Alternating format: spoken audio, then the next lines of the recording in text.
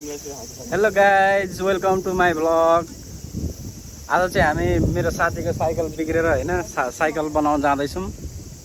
Cycle puncture टालेको कति लिन्छ त्यहाँनिर म तपाईँहरूलाई सबै देखाउँछु। पम्चर टाल्नलाई कहाँ कुन ठाउँमा कस्तो ठाउँमा जाने हेर्नुहोस्। मेरो साथीको साइकल चाहिँ हिजो पम्चर भयो होइन। जापानमा साइकल पम्चर भयो भने चाहिँ लास्टै गाह्रो हुन्छ हिँड्नलाई होइन, काममा जानलाई।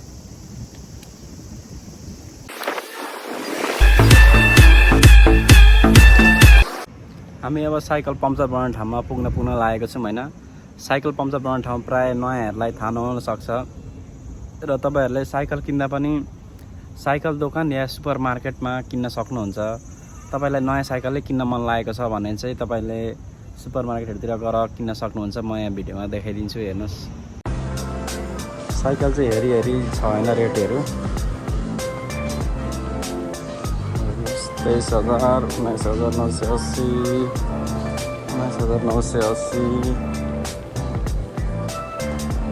साइकलको लकरहरू चाहिँ यतातिर छ।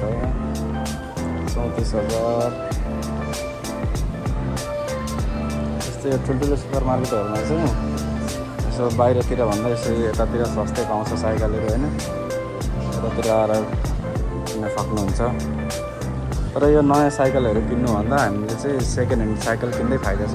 सेकेन्ड ह्यान्ड साइकलहरू यस्तै पनि 10,000मा आउन सक्छ होइन। राम्रै हुन्छ सेकेन्ड ह्यान्ड साइकलहरू पनि।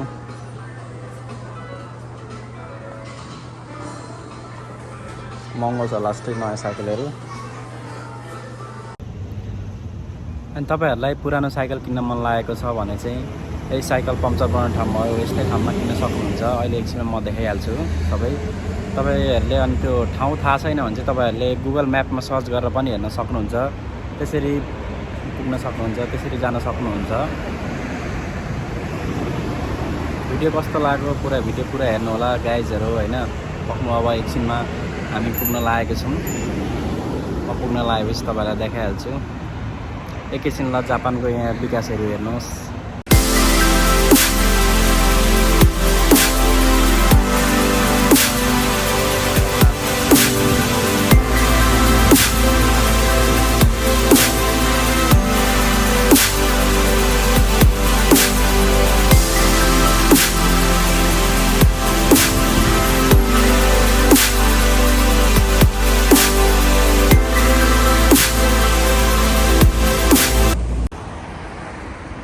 फाइनली हामी चाहिँ साइकल बनाउने ठाउँमा आइपुगिसकेको छौँ।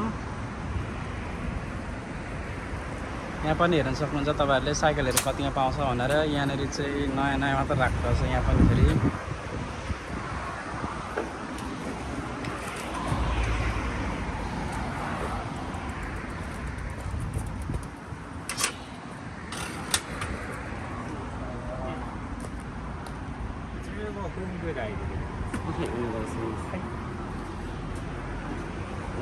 すみません、ここは古い自転車もありますか？ああ、中古は今全部売れてなくなっちゃった。ああ、全部売れた。新しいだけ？うん、そうです。一回見ていいですか？どうぞ。हेर्नुहोस् यहाँ चाहिँ अब यस्तो साइकल बनाउने ठाउँमा चाहिँ लास्टै महँगो पर्छ। त्यो अघि मैले सुपर मार्केटमा देखाएको छु नि भिडियो हो, त्यसमा चाहिँ लास्टै सस्तो छ।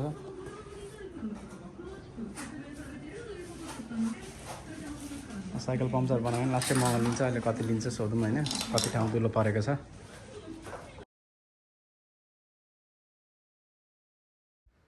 28,000, 52,000, 27,000, 39,000।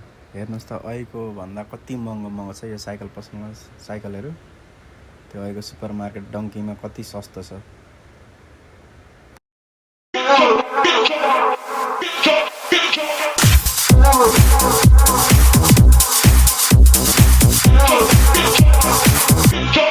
House music.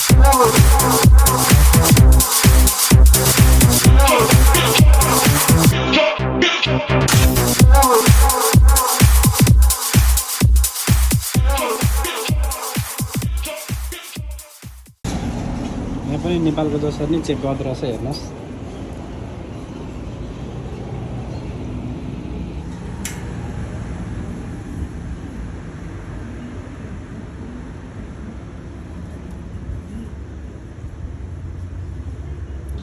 एक ठाउँ मात्रै हो क्या इक्को दाके 1個だけですね。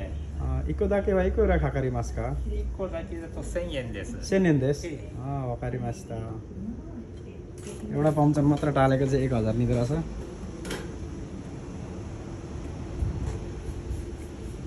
मेरो साइकल यहाँनिर छ